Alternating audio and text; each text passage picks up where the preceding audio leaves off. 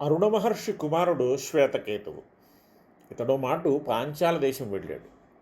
అప్పుడు ఆ దేశాన్ని ప్రవాహనుడు అనే రాజు పరిపాలిస్తున్నాడు.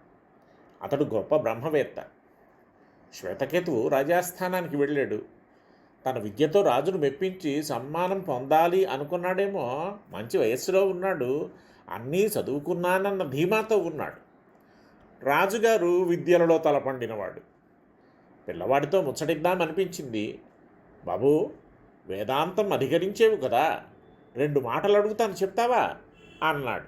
దానికే అలాగే అడుగు, చెబుతానన్నాడు శ్వేతకేతువు. మనుష్యులు మరణిస్తూ ఉంటారు కదా, అలా మరణించిన వాళ్ళు ఎక్కడికి వెళతారు అన్నాడు రాజు. తన చదువులో ఈ ప్రస్తావన ఎక్కడా రాలేదు.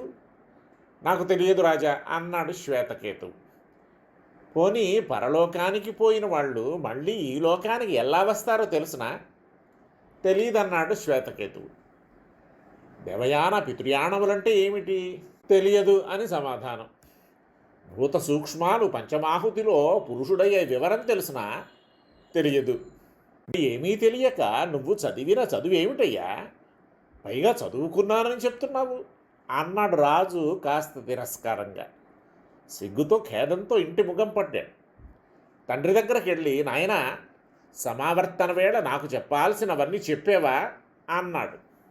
అదేం మాట నాయనా, చెప్పాను కదయ్యా అన్నాడు తండ్రి. ఆ దిక్కుమాలిన రాజు ప్రవాహనుడు నన్ను 5 ప్రశ్నలు అడిగాడు. ఒకటి నాకు తెలిసింది కాదు అన్నాడు శ్వేతకేతువు. ఏమడిగాడు రాజు నిన్ను? చెప్పాడు కుమారుడు.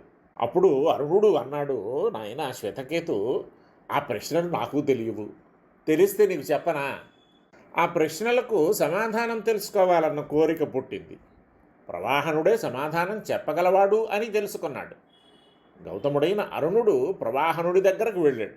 ఆతిథ్య మర్యాదలు కావించి ధనధాన్యాదులు ఏం కావాలో కోరుకో అన్నాడు రాజు అరుణుణ్ణి. ధనధాన్యాదులు నాకెందుకయ్యా, అవి నీ దగ్గరే ఉండని. మా అబ్బాయిని 5 ప్రశ్నలు అడిగేవే, వాటికి సమాధానం నాకు చెప్పు, అదే నా కోరిక అన్నాడు అరుణుడు. అప్పుడు ప్రవాహనుడు, గౌతమ, కొంతకాలం నిరీక్షించాలి. ఈ విద్య ఇప్పటిదాకా క్షత్రియుల్లోనే వస్తోంది. బ్రాహ్మణులకి ఇది తెలియదు. మరి తెలుసుకోవాలంటే కాస్త ఓపిక పట్టాలి అన్నాడు.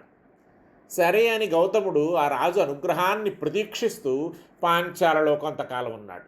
కొన్నాళ్లకు ప్రవాహనుడు అరుణుడికి తాను శ్వేతకేతువుని అడిగిన 5 ప్రశ్నలకు సమాధానాలు చెప్పాడు.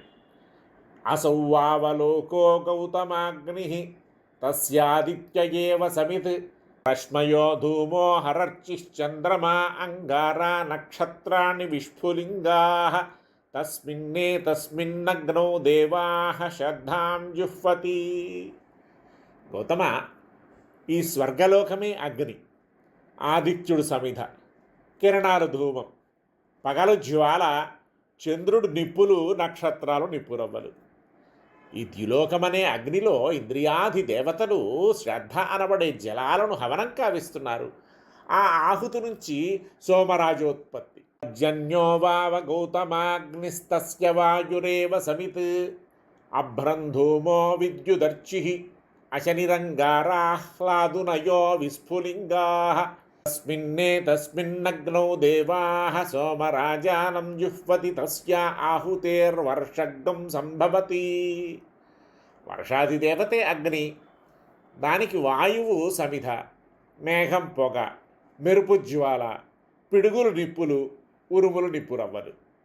ఈ అగ్నిలో దేవతలు సోమరాజును హోమం చేస్తున్నారు. ఈ ఆహుతి వల్ల వర్షం ఏర్పడుతుంది.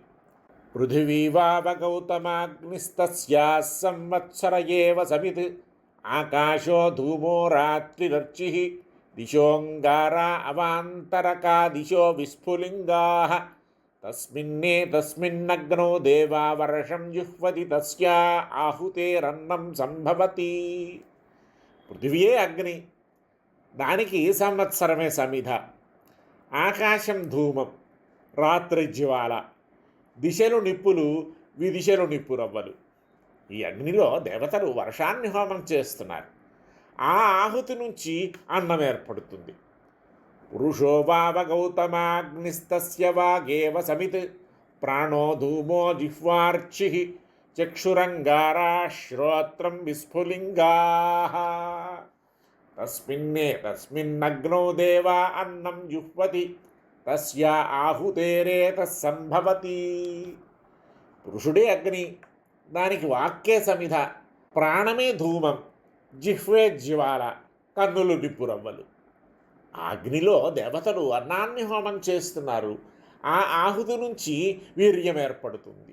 యోషావావ గౌతమాగ్నిస్తస్యా ఉపస్థయేవ సమిత్ ఉపమంత్రయతే స ధూమో యోనిరర్చి యదంతఃకరోతి తేంగారాః అభినందా విస్ఫులింగాః తస్మిన్నగ్నో దేవా రేతో జుహ్వతి తస్య ఆహుతేర్గర్భః సంభవతి. స్త్రీయే అగ్ని, దానికి ఉపస్థ సమిధ, పురుషునితో చేసుకునే సంయోగ సంకేతమే ధూమం, యోని జ్వాల, పురుష సమాగమం నిప్పులు, దానివల్ల కలిగే సుఖం నిప్పురవ్వలు. అగ్నియందు దేవతలు వీర్యాన్ని హోమం చేస్తారు. ఆ ఆహుతి వల్ల గర్భం ఏర్పడుతుంది. ద్యులోకం, మేఘం, భూమి, పురుషుడు, స్త్రీ, ఈ ఐదింటిని అగ్నులుగా భావించి హవనం కావించినందువల్ల దీనికి పంచాగ్ని విద్య అన్న పేరు ఏర్పడింది. పంచాగ్ని విద్య నెరిగి జనన మరణ చక్రంలో పడకూడదని భావించి ఊర్ధ్వరేతస్కులైన వారు దేవతల ద్వారా అర్చిరాది మార్గాన్ని పొందుతారు. జనన మరణ చక్రంలో పడి గృహస్థులుగా ఉన్నవారు, ఇష్టాపూర్తాదులు కావించిన వారు ధూమాది దేవతల ద్వారా పితృయాణాన్ని పొందుతారు. పితృయానం ద్వారా వెళ్ళిన వారు సుకృతానుభవం పూర్తి కాగానే మళ్ళీ మనుష్యలోకానికి తిరిగి వస్తారు. అంచేత పితృలోకం నిండిపోవటం అంటూ ఉండదు. సుకృతం చేసుకున్నవారు మంచి పుట్టుకలు పుడతారు, దుష్కృతాలు చేసుకున్నవారు నీచ జన్మలు పొందుతారు.